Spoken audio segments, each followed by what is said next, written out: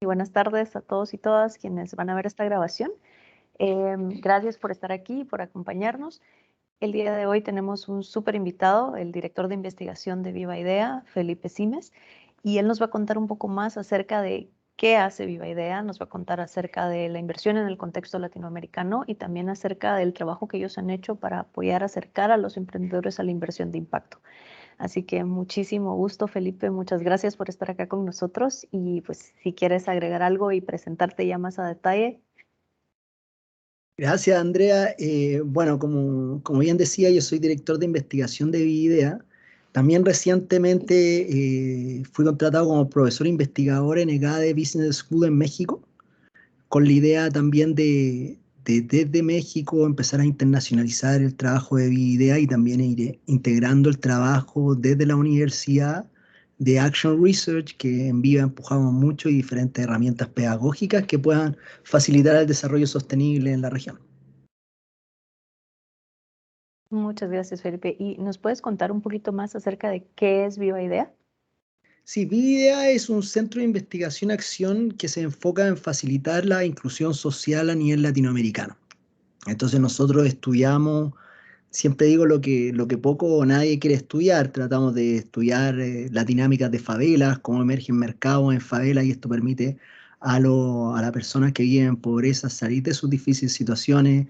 Trabajamos y estudiamos las colaboraciones entre, por ejemplo, multinacionales, comunidades indígenas y también estudiamos de qué manera diferentes organizaciones colaboran para lograr un impacto colectivo. Y de esa manera intentamos darle una voz al sur global en torno al tema de desarrollo sostenible. Nosotros creemos que particularmente la conversación de desarrollo sostenible ha sido empujada por Europa y Estados Unidos, que no encuentro que tenga ningún problema esto, pero lamentablemente las soluciones que están ideando en esos lugares muchas veces no aplican a los nuestros debido a diferentes razones. Por ejemplo, toda la conversación de discusión de desarrollo sostenible en estos países se lleva a cabo en torno a los estándares. Si tú ves, por ejemplo, los ESG y toda la idea de que tenemos que seguir estándares, cuando yo digo de qué estándares me estaba hablando, o sea, acá ni siquiera tenemos un Estado que funciona bien, ¿me entendés? O sea, acá tenemos Estados fallidos mayormente, muchas veces una economía informal que llega al 70% en algunos países. Por lo tanto, realmente idear soluciones contextualizadas a la dificultad de nuestros contextos, con alto grado de pobreza, con alto grado de diversidad cultural, yo diría que viene de siglos, no es algo nuevo, sino que altas comunidades indígenas excluidas, como les decía, alto grado de informalidad, tenemos que idear y otra manera de pensar el desarrollo sostenible. Entonces, en Viva buscamos trabajar con diferentes investigadores y practitioners que trabajan con esta mirada para tratar de darle una voz al sur global y participar de esta discusión, porque si no vamos a seguir importando soluciones y no vamos a llegar a ninguna parte. Muchas gracias, Felipe. Y justamente creo que esto es excelente para que las personas que vean entiendan por qué es tan importante hablar desde el contexto, desde los retos puntuales que existen en Latinoamérica en el desarrollo de programas de desarrollo, valga la redundancia, pero también en temas como de inversión y entender que justamente no podemos hacer un copy-paste de lo que está funcionando en otros ecosistemas y traerlo hacia nuestros ecosistemas porque muy probablemente o no va a avanzar o va a avanzar muy lentamente. Y en esa línea, mi primera pregunta es, ¿cuáles dirías que son los retos más importantes para procesos, vamos a empezar, de desarrollo emprendedor en Latinoamérica y luego de inversión de capital de riesgo en Latinoamérica? Yo creo que primero que nada hay que unir estos dos mundos de emprendimiento y capital de riesgo. Es paradójico, pero por ejemplo, te voy a dar el ejemplo de los bancos. Los bancos no ganan más plata que países en desarrollo. Si tú comparas las ganancias de un banco tradicional en Europa y acá en Latinoamérica, si no me equivoco, era 3 veces muchos bancos el nivel de utilidad real que ganan en nuestros países. Por lo tanto, lo que te enseñan en cualquier escuela de negocio es que a más riesgo, más retorno. Por lo tanto, si lo ves de esa manera, nuestros países debiesen ser grandes atractivos de inversión, de capital de riesgo. Pero por alguna razón, hoy en día, yo sé, tendríamos que tener una conversación muy profunda de los mercados financieros, pero los mercados financieros quieren eliminar el riesgo y es una paradoja cuando el capitalismo se basa en la idea de riesgo, que yo arriesgo para tener un retorno. Entonces yo creo que ahí hay algo que tenemos que profundizar mejor en torno a cómo atraer esa inversión, lograr hacer que nuestros contextos, aunque estén llenos de pobreza muchas veces, sí dan grandes oportunidades. Un gran ejemplo de esto, yo siempre lo digo, es el mercado inmobiliario. Si tú ves el mercado inmobiliario encuentra mucho más atractivo a países en desarrollo que países desarrollados porque ahí es el lugar, ven ese lugar como un potencial donde esos mercados se puedan desarrollar. Una vez que esos mercados ya se desarrollaron, a ellos les interesan poco. Yo particularmente conversé con un gran amigo que dirigía una empresa inmobiliaria desde Miami para toda Latinoamérica, y me decía, por ejemplo, que países como Chile ya no eran tan interesantes para ellos, porque el nivel de ganancia era muy bajo. Chile ya se había desarrollado de manera inmobiliaria mucho y les interesaba mucho más países como México, países como que todavía estaban en boga. Yo ahora estoy en Monterrey y veo como hay construcciones por todas partes, ¿me entendés? Entonces yo creo que sin duda hay que volvernos atractivo para la inversión, levantar que sí, tenemos contextos difíciles, pero esto enmarcarlo como una oportunidad y no como un problema. Porque llegan siempre los países desarrollados y nos enmarcan nuestras realidades como si fueran un problema, cuando yo creo que nosotros tenemos que enmarcarlo como una oportunidad. A nivel de emprendedores, creo que es muy importante insertar a los emprendedores la idea de escala, ¿ya? La idea de escalar su negocio, porque y entender muy bien qué es lo que es hacer empresa.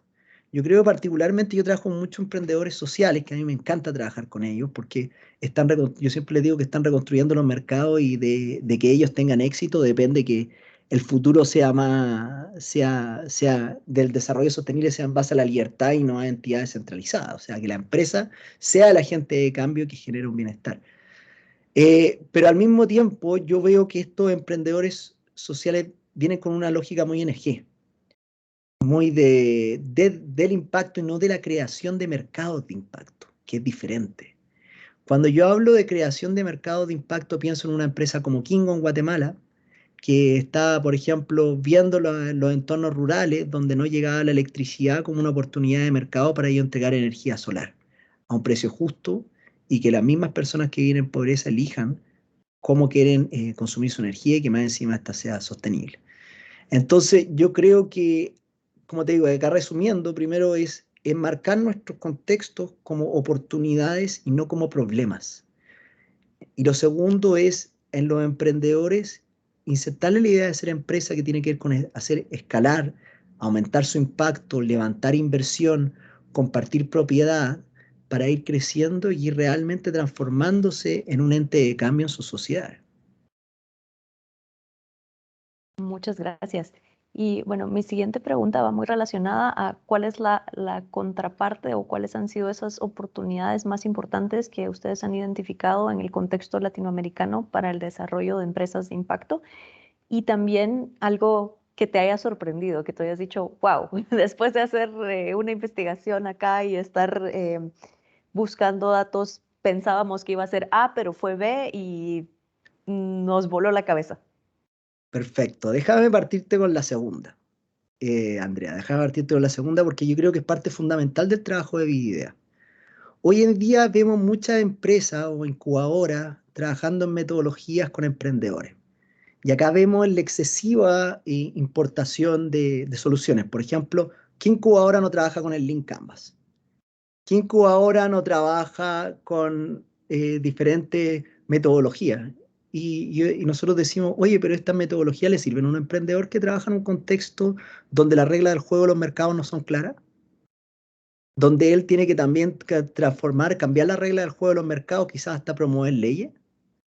Entonces, yo te diría que gran parte del trabajo de Vividea se basa en, en tener resultados contraintuitivos.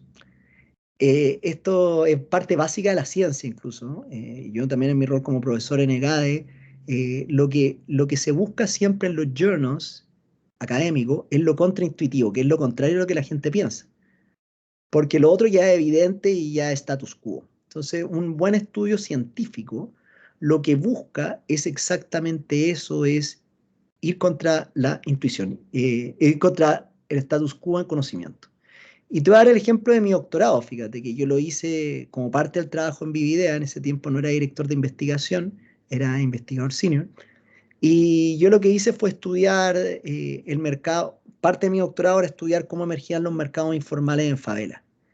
Y lo que me di cuenta era que formalizar a la persona que vive en escasos recursos, en pobreza, en contexto de favela, no sirve de nada, porque tú lo insertas a un contexto, a lo que yo le digo una formalidad fallida, en el cual el ser formal te da menos beneficio cuando tú eres extremadamente pobre que ser informal. Es decir, vivir en el gris entre estar en la ley y fuera de la ley me da más beneficios que estar en la ley, debido a una ley fallida. Y, el concepto que yo defendía en mi tesis, que ahora estamos llevando con mi colega Urs Jaeger, estamos buscando publicarlo a alto nivel, es el concepto de informalizing work, que quiere decir trabajo de informalización, no de formalización. Porque lo que nos dimos cuenta era cómo los emprendedores construían este gris en el cual ellos, para trabajar y salir adelante, es decir, ellos negociaban con el Estado que al menos les diera un mínimo de instituciones de bienestar, como por ejemplo acceso al agua, acceso a alcantarilla, lo mínimo, y más bien, y desde ahí construir emprendimientos informales. Es decir, y van negociando. Entonces, de esa manera ellos viven en la informalidad. Entonces, los mercados informales no son completamente informales porque hay una negociación para acceder a esas instituciones de bienestar. Entonces, todo el paper que estamos trabajando es mostrar cómo al final se construye este trabajo de informalización y de esa manera se construye mercados informales, que es al final es del 30 al 70% de la economía latinoamericana. Entonces, si no estamos entendiendo esos procesos en su profundidad y seguimos con el discurso, no, que hay que formalizar, hay que formalizar, hay que formalizar, no coincide con el contexto, no coincide con, no es científico, así te lo digo, o sea, formalizar a la persona que vive en nivel de pobreza es algo que yo le llamo normativo, viene hasta de un discurso moral, que dado nuestro contexto es completamente errado. Yo te diría que eso. Y la segunda pregunta, si me la recordás, Andrea, que ahí me embalé y te respondí muy largo. No te preocupes, fue una excelente respuesta. La otra pregunta era, ¿cuáles son las oportunidades más importantes que ustedes han observado en el desarrollo de empresas en Latinoamérica o de emprendimientos? Perfecto. Mira, lo que nosotros vemos de grandes oportunidades, primero a nivel general, es que cuando pensamos en inclusión hay que dejar de ver a la pobreza como un lugar de no oportunidad. ¿Ya? Y entonces, nos hemos dado cuenta a través de nuestras investigaciones que la inclusión se trata de conectar al pobre con el rico, al formal con el informal, a través de los mercados. ¿Por qué esto es importante que a través de los mercados? Porque nosotros tenemos una urgencia en nuestra región y en otras regiones del mundo, o sea, de tener soluciones accionables ahora. Y sabemos que necesitamos, obviamente, entidades de soberanía como el Estado y este tipo, pero a veces estas modernizaciones, una modernización del Estado correcta te demora 30 años, si te fue bien. Entonces, ¿qué? Voy a ir a una favela y le voy a decir a una mujer que está emprendiendo con una empresa textil, oiga, no, es que yo lo voy a modernizar en el Estado, no se preocupe. Ella va a tener 30 años más, sus hijos ya no tuvieron las oportunidades. Esas son las soluciones que estamos proponiendo. Entonces, nosotros lo que hemos visto más bien es que el emprendimiento en este sentido, que desde la pobreza conecta con el mercado formal y también desde lo formal conecta con la pobreza, es la oportunidad y el centro de nuestra economía. Te voy a dar dos ejemplos.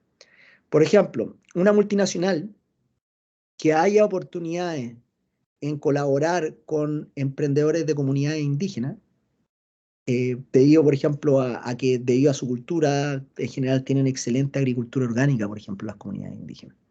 Entonces, que les pueda dar estos productos, colaborar en colaboraciones de mercado, en que yo te ayudo, tú me ayudas, súper bien. O también, y en este, si tú ves, por ejemplo, una colaboración desde el rico, que es la multinacional, que vais acerca al excluido, al pobre, que es la comunidad indígena y colaboran en relaciones win-win. No de filantropía, porque la filantropía conlleva siempre una falta de horizontalidad en la relación, que está bien que pueda comenzar en eso, pero yo creo que no hay, es parte de las soluciones, pero yo creo que algo sostenible tiene que ser a través del mercado. Y por el otro lado, tú, por ejemplo, puedes tener emprendedores en favela que empiezan a generar estos mercados informales, como te dije. Un ejemplo muy bueno es el de ropa usada, que cómo empiezan a comprar ropa usada, importadores de, que importan de grandes países, de Estados Unidos, Canadá, ropa grande, la venden en tiendas y la compran, la venden en su favela y salen adelante, fíjate, emprendimiento. Entonces ahí tú ves los dos lados, un emprendedor que, primero la multinacional, que desde el rico ve en el pobre una oportunidad, y en el otro, alguien que vive en pobreza, que ve oportunidad en un mercado formal de ropa y que lo informaliza y lo vende. Yo te diría que conectar esos dos lados. Y eso, yo insisto acá, el tema experiencial. O sea, nosotros hacemos Action Research porque creemos que sin experiencias no podemos aprender y cambiar esta noción de la pobreza. Es decir, mientras un académico está solo en un escritorio, yo ahora estoy, por ejemplo, el EGAD está en San Pedro de la Garza, acá, o sea, en la mejor zona de México. Si yo no soy capaz de salir de acá y no me meto en los lugares donde realmente está la pobreza y puedo hacer esas conexiones, ¿de qué sirve que yo esté acá? Entonces yo te diría que la única manera de cambiar nuestras preconcepciones de qué significa la pobreza y asignarle este valor tan negativo es, es viviendo experiencias de pobreza, trabajando con comunidades indígenas, trabajando con emprendedores que viven en pobreza, y de esa manera cambia nuestra percepción y la vemos completamente llena de oportunidades. Te voy a dar también, no sé, otro ejemplo. Yo siempre pienso en cómo pensar como los recicladores de base. Los recicladores de base ven oportunidades en la basura, en cosas que nosotros votamos. Entonces te habla que hay un mindset diferente en cómo somos capaces de crear valor. Y yo creo que eso es lo que está cambiando y es la gran oportunidad que yo te diría nosotros vemos, y es donde en Vividea tratamos, toda nuestra investigación se enfoca ahí, y también en hacer trabajar y colaborar a investigadores de diferentes universidades. Eso también es parte de mi trabajo en EGADE, invitar a diferentes investigadores a esta perspectiva, y de esa manera que de a poco hacerlo mainstream. Yo siempre digo que yo me metí en este tema de desarrollo sostenible cuando era muy joven, cuando tenía mi principio de mis 20, antes que se pusiera de moda, digo yo. Y hoy en día ya llegan los gurús del desarrollo sostenible y yo le digo, ¿de qué me estás hablando? O sea, yo llevo en esto 20 años y tengo todavía más dudas que cualquier otra cosa, y tú me estás estandarizando ya lo que es el desarrollo sostenible. No, no. El desarrollo sostenible, antes que nada, y la inclusión social, yo creo que es una exploración, y que tenemos que explorar, vivir experiencias en estos contextos, y ahí es donde llevamos el emprendimiento, porque el emprendimiento nos da, nos da la oportunidad de, iterando modelos de negocio, ver qué funciona. Y eso yo creo que el mercado lo entrega, y a veces no hemos achacado al mercado la culpa de todos nuestros males, cuando el mercado siempre es una herramienta para generar valor. No es nada más que eso, nada más que eso. Muchísimas gracias, Felipe. Y retomando un poco una frase que tú mencionaste, yo creo que también es súper importante que lo discutamos, porque uno de las cosas que normalmente se habla es justo eso que tú mencionaste, cuando una empresa social tiene más enfoque como de una non-profit organization. Entonces, siempre está la discusión de, bueno, la sostenibilidad financiera pelea con el impacto. Y si tú me preguntas, pues yo te diría que no.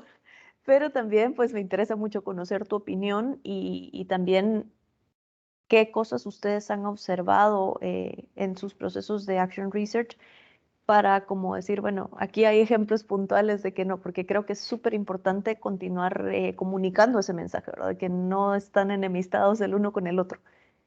Sí, yo creo que no están en contra, pero hay una tensión. Yo creo que la palabra tensión, yo siempre le digo a mis estudiantes, conlleva cualquier acto creativo, ¿ah? El hacer empresa, el hacer una pintura, el escribir un libro. Yo creo que cualquier acto creativo que los seres humanos llevamos a cabo conlleva tensión, porque tú estás creando algo que todavía no existe.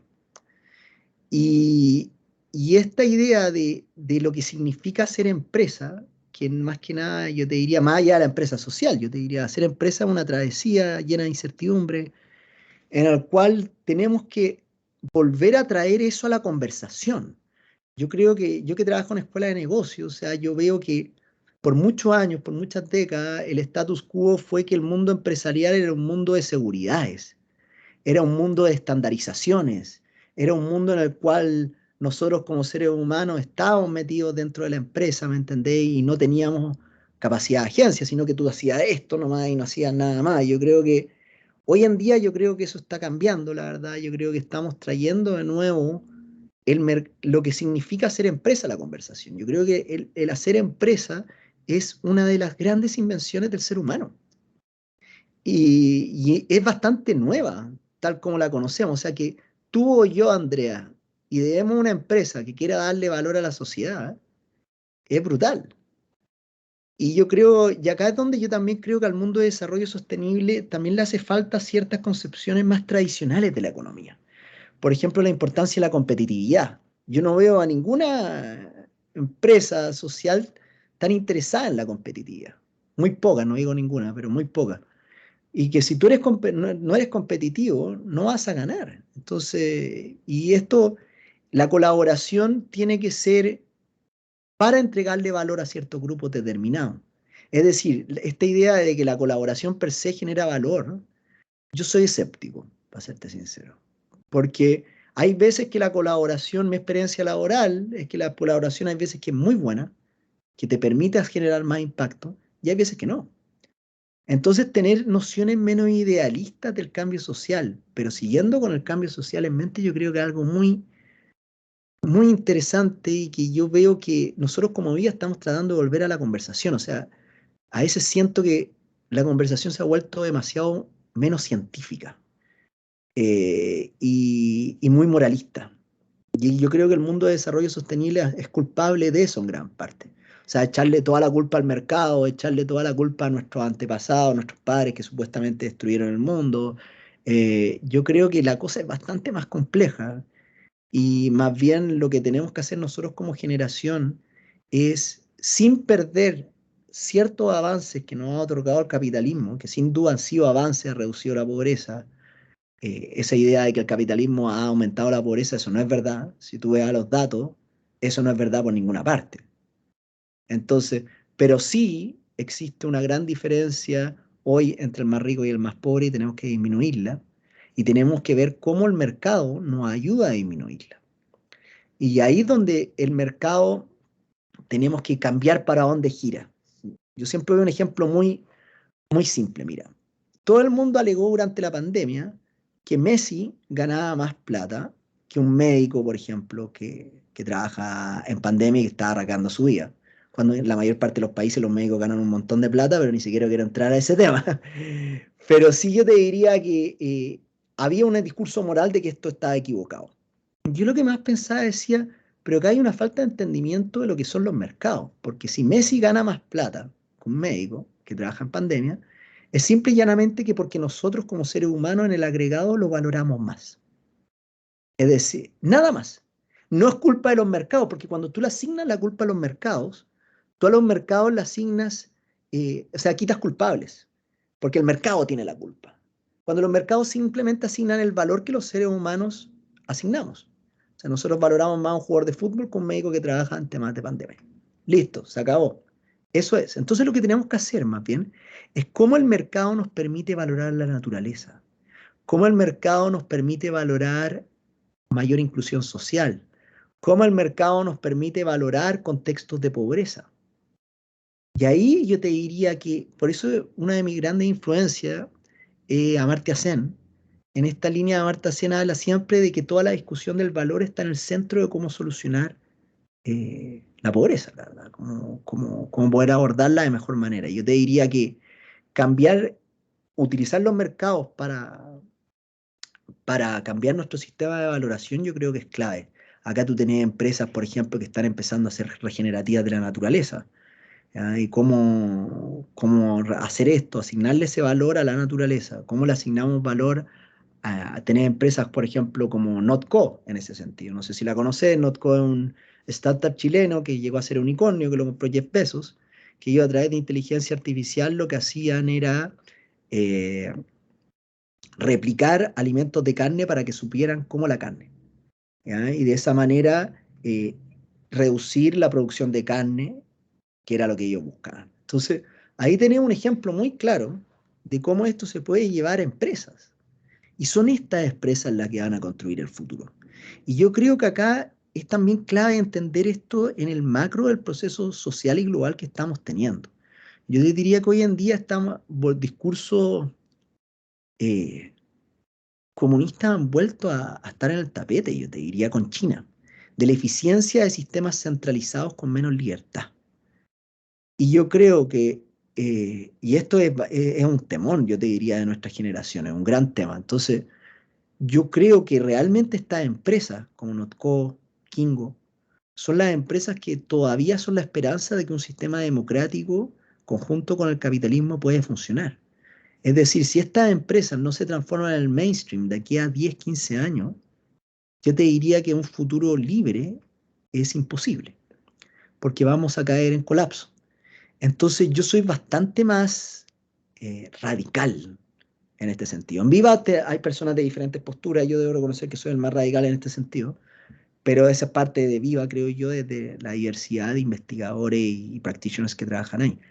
Pero sí yo soy muy escéptico en torno de, o sea, estoy muy preocupado de lo que esto puede significar y de la significancia que tiene que estas empresas escalen, se transformen en el mainstream de la economía y que al final todas las empresas estén solucionando problemas sociales y ambientales. O sea, es el único futuro para un capitalismo sin desorden político. Y justamente construyendo sobre esa idea que tú mencionas, teníamos una conversación el otro día hablando de por qué, o sea, por qué se considera que todavía es sostenible que un componente de impacto no vaya dentro de las empresas. Y justo decía una amiga, y me quedó muy grabada la frase, es que ahora no tiene sentido hacer una empresa que no tenga un impacto positivo, ya sea social, ambiental, económico, porque al final estamos en un punto en nuestra economía donde las empresas sí o sí tienen que tener ese doble componente, digamos. No puedes continuar haciendo capitalismo tradicional, si lo queremos ver así. Y es súper importante para el desarrollo de la región y creo que ahí hay muchísimo potencial también para poder crear sociedades más sostenibles que nos permitan avanzar de manera un poco más sostenible, no se me ocurre otra palabra, en el futuro, ¿no? Y totalmente de acuerdo, creo que hace mucha falta como tener esa conversación y continuar promoviendo el desarrollo de empresa, de crear empresa con impacto, que no es justo, hay una tensión, pero no es que estén enemistados el uno con el otro, ¿no? Y en esa línea quería preguntarte, en su experiencia, ¿cómo ven los procesos de inversión de impacto en Latinoamérica? Y aquí puede ser tu valoración positiva, negativa, cosas interesantes que hayas descubierto. Mira, el año pasado me tocó escribir un caso bien interesante, que es el caso IES, de la Fundación de Innovación para el Empresariado Social en Bolivia, y del cual aprendí muchas cosas referente a, a diferentes variables y yo te diría que apuntan a la contextualización. O sea, el tema que tenemos principalmente es que tenemos tenemos un sistema financiero que todo lo lleva a números. ¿Ya? Y eso es complicado cuando trabajas en contexto de pobreza, porque cuando trabajas en contexto de pobreza eh, cuesta más estandarizar, de cierta manera, el impacto. Entonces, ¿qué es lo que pasa? Que me ha tocado en muchas ocasiones eh, contextos en los cuales en Vía ya trabajando por muchas décadas, ya un inversionista de impacto y dice, no, es que si este emprendedor no me puede dar un retorno de indicadores de impacto claro, yo no voy a invertir en él. Y nosotros le decimos, pero ve el impacto que está haciendo. Sí, pero si no me da indicadores de impacto de vuelta, yo no puedo invertir en él. Entonces, primero vemos un problema y un desafío de generar indicadores de impacto. ¿Ah? Pero acá, para generar esos indicadores de impacto, tú requieres un trabajo doble, tanto no solo del emprendedor, sino también del inversor de contextualizarse más. Por ejemplo, lo que tenemos son más bien inversionistas que sirven como brokers, yo digo. Por ejemplo, tú tenés eh, inversionistas que levantan inversión, por ejemplo, en Bolivia, en Guatemala, en México, de inversionistas, por ejemplo, gringo o suizo, ¿ya? Que no conocen la región. Entonces ellos requieren esos indicadores para poder hacer tracking del impacto de su inversión. Pero en realidad lo que pasa es que al final están absolutamente descontextualizados. Entonces, porque ese inversor suizo en general descentraliza en Nueva York y el de Nueva York le paga una incubadora o una cuestión de fondo en Guatemala, en México, que es la que al final trata de hacer de broker y contextualizar con el contexto de pobreza. Entonces tú tenés que de donde viene el recurso está completamente contextualizado el contexto de pobreza. Está desde Zurich hablando desde su escritorio. Entonces, yo te diría que el desafío de generar indicadores que nos permitan generar mayor conexión entre los diferentes actores de la cadena de inversión es clave. Y acá no puede ser que solamente el actor que gestiona fondos en el país sea el que genera ese aspecto de brokers. Yo creo que estos indicadores nos permitirían una mayor gestión del dinero mejor, al final, que eso es muy importante. Yo creo en el grupo VR Trust, Viva Idea, hay que recordar que es parte de un grupo más grande. Te va a salir la banca ética que ya está en función en Europa, va a estar ahora en Chile ya como banco formal, creo, a partir de 2023. Busca un poco de esa manera. Al final hay que pensar que más allá de los fondos institucionales de inversión de impacto, todos somos inversionistas. Y no hay que olvidar eso. ¿A qué me refiero esto? Cuando nosotros ponemos nuestra plata en el banco puede prestar por ley, dependiendo del país, de 85 a 95% de ese dinero. Entonces, hay que entender cómo funciona el sistema. Entonces, en un sistema capitalista todos somos inversionistas. Y por eso que los fondos de pensión son tan importantes. Porque los fondos de pensión son donde nosotros como ciudadanos tenemos mayor capacidad de agencia para que esos fondos de pensión generen impacto. Y esto yo no lo veo en la ciudadanía general, lamentablemente. Te voy a dar un ejemplo en Chile. En Chile tenemos una gran crisis política desde el año 2019, no sé si estás al tanto, que llevó a un colapso del sistema de pensiones, y en el cual en medio de la pandemia unos argumentos de ciertos aspectos, de ciertas posiciones ideológicas de quitar estos fondos de pensiones privados, que son privados de cada una persona tiene un capitalización individual, por lo tanto cada persona tiene su fondo, lo retiraba para enfrentar la pandemia. Y, y hay toda una crítica que este fondo de pensiones privado no da las mejores pensiones. Yo estoy de acuerdo con que hay muchas cosas que mejorar, pero por ninguna parte de la discusión vi qué impacto estábamos haciendo con ese dinero. ¿Qué impacto? ¿Estábamos haciendo un impacto positivo o negativo con el dinero que los fondos de pensiones ocupan para invertir y hacer crecer al país? Nunca en la discusión pública. Entonces, yo a veces, y acá quizás me he vuelto más, no sé, más escéptico, yo te diría, con la bondad del ciudadano. Yo te diría que, y acá yo creo perspectivas como de Behavioral Economics nos pueden ayudar mucho en cómo hacer que el ciudadano cambie su comportamiento hacia algo más sostenible. Yo creo que el ciudadano per se no es necesariamente sostenible. Todos te van a decir que son moralmente correctos, todos te van a decir que hacen lo correcto, pero ¿cuánto reciclan? Yo mismo, a mí, me costó construir el hábito de reciclar. Y mi novia, y a pesar de que trabajo en desarrollo sostenible, trabajé en una empresa recicladora un tiempo. Bueno, y ahí me decepcioné un poco las prácticas de reciclaje, quizás eso no ayudó, pero sí el tema de mi novia que me empujó a reciclar más. Entonces yo te diría que transformarnos en agentes más realistas hacia el cambio de desarrollo sostenible, las personas que trabajamos en este mundo es clave. Y ahí es donde yo creo que la inversión de impacto y la conversación de inversión hace muy concreto esto, porque sin dinero no generas cambio, por lo menos en el sistema que nos tocó vivir. Por lo tanto, si no somos capaces de pensar el cambio social en torno a nuestra capacidad de levantar inversión, de generar retorno financiero y de impacto al mismo tiempo, todo esto es un discurso bonito, una narrativa bonita, pero que no genera cambio social alguno. Muchas gracias, Felipe. Y creo que eso se conecta muchísimo también con el trabajo que ustedes han hecho para justamente enseñar a los emprendedores cómo transformar nada más pues, el discurso en accionables puntuales para poder acceder a ese capital que les va a permitir incidir positivamente dentro de las sociedades.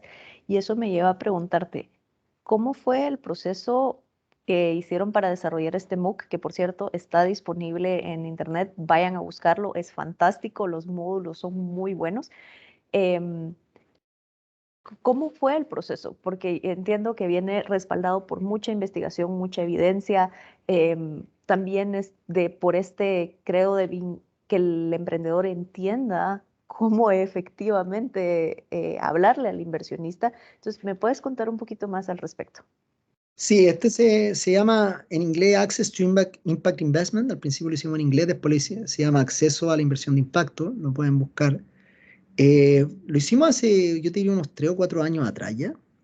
Si no me equivoco, lo hicimos en alianza con Roots of Impact, que es un inversor de Europa y que uno de sus fundadores, si mal no recuerdo, había trabajado en el Banco Suizo.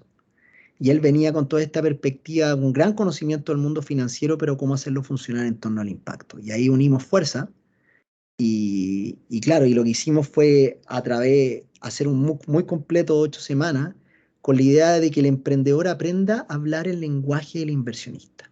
Es decir, está hablado desde esa perspectiva. Tenemos otro tipo de herramientas para lo contrario, pero este curso se enfoca en eso. Y realmente nosotros lo ocupamos, claro, está esta versión online, pero también la ocupamos para trabajar con emprendedores directamente. Yo recientemente, incluso en el EGADE, estuve trabajando en un programa de educación ejecutiva que era financiado por el BBVA con emprendedores mexicanos en base a este curso. Y lo que busca ahí principalmente es, primero, pensar en 3 bloques. Primero, ver el bloque de explorar las oportunidades. Este se llama el INSIMA Framework, el primer paso de Investment Readiness, por eso se llama IN, esa es la primera parte, de prepararse para la inversión, hacer un buen screening, entender los instrumentos básicos para acercarse al inversor, después ir al Signing Readiness, que es cómo tú firmas el contrato, todo el proceso de due diligence, cómo empezar también a hacer una protección del impacto que tú quieres generar, y luego pasar al Market Readiness, que es algo que muy poco abordan, que es qué hago cuando ya recibí la inversión, que es como yo también me tengo que ir dando los deliverables, no cayendo en quizá, o aceptando esta tensión entre la parte financiera y impacto, cómo gestionarla con el inversor, para también ojalá levantar pronto otra ronda de inversión. O sea, si su emprendimiento es exitoso en el proceso de escala, yo les diría que ustedes debiesen tener más de una ronda de inversión. Entonces, investment readiness, signing readiness y market readiness. Entonces, y de esa manera se llama el marco INSIMA en inglés. Entonces, de esa manera buscamos apoyar a los emprendedores. La verdad es algo que hemos utilizado bastante. Innova también en formatos de educación a través de video, herramientas autónomas. Y también lo ocupamos en formato híbrido. Yo te diría que la educación está yendo, creo yo, a una diversidad de herramientas. Y nosotros en Viva pretendemos trabajar con investigadores. Yo te diría que parte primordial de mi trabajo también como profesor en EGADE para los que no sepan, el GAE es del TEC de Monterrey, que a veces no se sabe en la escuela de posgrado, es de integrar estas herramientas que hemos ideado en Viva en procesos de enseñanza para seguir escalando con estudiantes de MBA. Y de esa manera lo que yo creo que está pasando hoy en día es que vamos a ir a una educación presencial, una educación online, como lo hicimos en este curso de Access Impact Investment, y también híbrida, en la cual vamos a integrar elementos online y elementos presenciales. Yo te diría, si algo nos dejó la pandemia, es que nos dimos cuenta, sin duda, que muchas cosas las podemos hacer online, pero muchas otras cosas no. Porque, y esto lo quiero resaltar, porque el ser humano aprende sensorialmente. Aprendemos con nuestro cuerpo, no solamente con nuestra cabeza. Y los que creen que el mundo educativo va a ser solamente online están completamente equivocados. Yo creo que les hace falta un fundamento de filosofía de la ciencia bien grande. Pero no, el ser humano aprende a través de experiencias. Nosotros en Viva promovemos mucho el tema de pedagogías experienciales, y las tratamos de escalar a instituciones tanto como EGADE, Business School, acá en México, como en INCAE también, que estamos muy aliados en Costa Rica y con otras que estamos trabajando, con la idea de que el formato experiencial es más importante experienciar que aprender. Y esto particularmente para emprendedores es clave, por eso que yo siempre digo que los emprendedores, a mí lo que me encanta es que vinieron a desordenar el mundo de las universidades, porque el mundo de los emprendedores en sí es de acción. Por lo tanto, obviamente la ciencia le sirve como una orientación, pero un emprendedor siempre está explorando lo desconocido. Por lo tanto, es un discurso que a la ciencia tradicional, que no es action research, le incomoda. Porque el pasado me sirve, pero tampoco me sirve tanto. Entonces, por eso que los emprendedores en general o no van a la universidad o no lo encuentran parte tan importante de su educación más allá de los contactos que le dieron. Entonces, nosotros tratamos de unir estos dos mundos, la verdad, generando herramientas más contextualizadas para emprendedores, que les sirvan, que les haga sentido, que no. Yo estuve en una clase particularmente una vez hace unos 5 años atrás, que nunca voy a olvidar, en el cual una emprendedora llegó a un profesor y le dijo, oiga, lo que usted está enseñando a mí no me sirve para nada, está enseñando un caso de Apple, y le dijo, usted lo que está enseñando no me sirve para nada, no es mi realidad, y usted sabe lo que es el emprendimiento social, le dijo, porque usted parece que no sabe si me está enseñando el caso de Apple. Entonces, ese tipo de experiencia yo lo he visto mucho en el aula, y la verdad lo que buscamos eh, es más bien salir de eso y volver a poner a la educación en el centro, creo yo. O sea, los emprendedores sí necesitan educarse, los agentes de cambio sí necesitan educarse, pero necesitan educarse en base a ciencia rigurosa y herramientas y metodologías creadas para su contexto y sus desafíos. Este no es Nueva York, este no es París. ¿Ya? Yo viví en París, por lo tanto lo sé. Ya no es París, también viví en California, no es California, acá las cosas no funcionan así y tenemos que idear maneras de hacer negocios con impacto que sirvan acá. Y aquí es donde yo creo que los académicos tenemos un rol clave. Clave. Los académicos en sí para mí tienen que ser este ente intermediador. O si no, la educación va a terminar siendo intrascendente. Que es lo que yo creo que está pasando en muchos contextos y lo que escucho de muchas veces. O sea, trabajo con muchos emprendedores que me dicen, oye, a mí, ¿para qué voy a gastar esto en un MBA si no me sirve para nada? Me van a enseñar cosas que no me sirven. Entonces, yo te diría volver a traer la experiencia, el contexto y el impacto al mundo educativo es clave.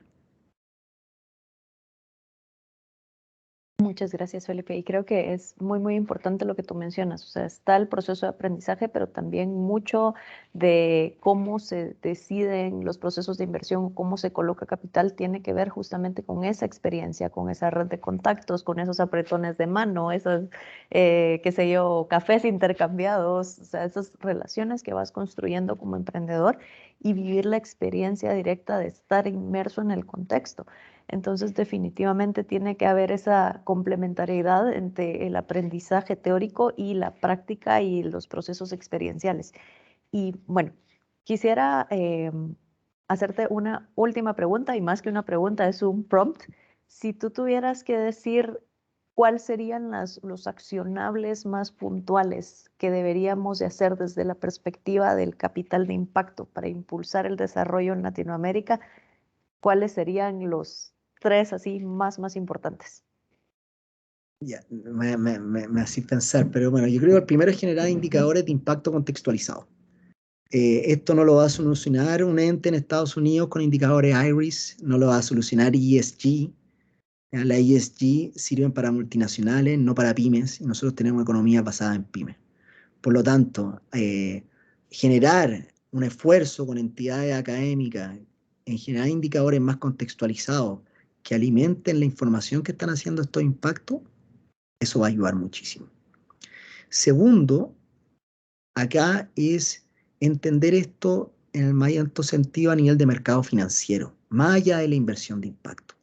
Entender cómo funcionan los mercados financieros. Yo les recomiendo a todos los que van a escuchar este podcast un libro que se llama Financing Change, que fue escrito en 1995, que se llama Financiar el Cambio, y que fue escrito por nuestro fundador Stefan Schmidt-Heine, que para mí reúne los principales elementos para cambiar el mercado financiero hacia el impacto. Y yo veo, todavía sigue siendo para mí el texto más relevante que yo he leído en inversión de impacto. Y él lo que habla es de la importancia de entender esto de manera sistémica. Primero, entender las diferentes partes del sistema financiero, desde los sistemas de pensiones, la aseguradora, los contadores, los raters, y cómo cada uno de ellos, él va analizando, tiene que ir, las empresas también, cada uno de ellos tiene que ir cambiando en torno al impacto. Y él ahí sugiere cuáles son los cambios que tenemos que ir para ir cambiando hacia allá.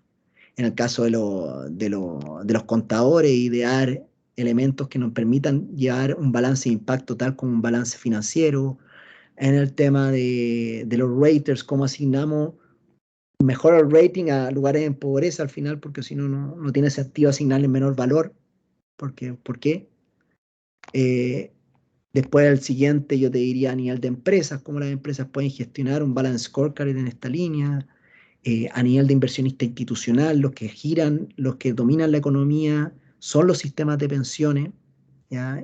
O sea, son los inversionistas institucionales que se llaman, que son estos grandes inversionistas, de los cuales los fondos de pensiones son clave, y cómo los ciudadanos tenemos que generar un cambio demandando mayor impacto de esos fondos de pensiones y no solamente un retorno financiero, sino, y yo te diría que la manera en que él aborda esto sistémicamente para una generación de mercado financiero es clave. Y yo te diría que ese es el segundo punto. O sea, el primer punto yo te digo, ok, trabajemos a nivel de generar indicadores de inversión de impacto para los emprendedores que nos permitan ver esto mejor. Pero segundo, escalar esto al mercado financiero. O sea, yo acá soy ambicioso. Yo creo que yo no conozco todavía una economía en la cual la economía de impacto sea relevante, que sea más del 5% de la economía. O sea, seguimos siendo unos outsiders. Y ahí yo creo, yo con los años, yo cada vez creo menos en que seamos outsiders. Tenemos que escalarlo al mercado financiero. Y acá yo siempre digo, hay que bailar con el diablo un poco. O sea, hay que ser menos moralista en ese sentido. O sea, eh, aprender a trabajar con capitalismo más tradicional y ver de qué manera generar este cambio más sistémico. Y yo te diría que te hago esas dos propuestas, porque yo creo que son bien grandes. Yo creo que una tercera estaría de más. Pero para mí esos son los principales cambios que hay que hacer.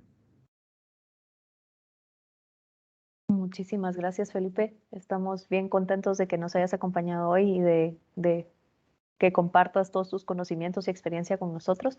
Así que muchísimas gracias por el espacio hoy y de verdad quienes vean esto, quienes lo escuchen, vayan a ver todo el maravilloso trabajo que está haciendo Viva Idea y invitación abierta a los emprendedores.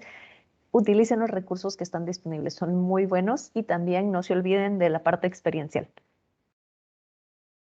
Muchas gracias, Andrea. Un abrazo a todos, espero que se hayan entusiasmado con esto. Entren al mundo del impacto, el mundo de los negocios puede ser un mundo con mucho sentido. Vivimos en una sociedad donde el negocio es lo más, o sea, los negocios son parte fundamental de la sociedad. Ustedes no saben hablar de esto.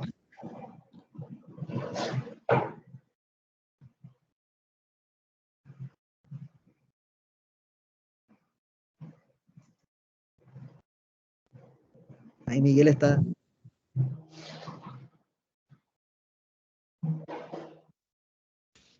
ahí está. Andrea, bueno, no, terminar con eso solamente yo te diría, con el tema de que yo creo que, me acabo de leer un texto ayer que me inspiró mucho en el sentido de que vivimos en una sociedad donde los negocios están en todas partes. Yo cuando partí trabajando en pobreza, tenía mi inicio de mis 20, yo pensé que el capitalismo o que las presas eran el problema, a pesar de que yo había estudiado negocio y economía.